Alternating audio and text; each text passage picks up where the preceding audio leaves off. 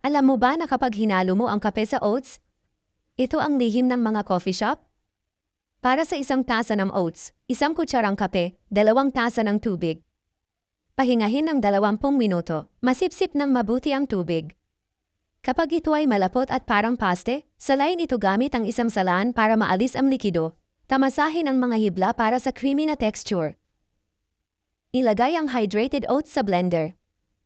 Dito, 1 kutsara ng instant kape. Tapos, ibuhos ang malamig na gatas. Kalahating tasa ng brown sugar. Takpan at haluin ng 1 minuto. Ang homemade cappuccino na ito ay masarap at creamy. Siguradong magugustuhan mo ito. Para gawing mas masarap at nakakapresko ang cappuccino, magdagdag ng maraming yelo. Batihin muli upang maghalo ang lasa. At ngayon, handa na ang ating oat cappuccino. Budburan ang pulbos ng niyog sa ibabaw para mas espesyal.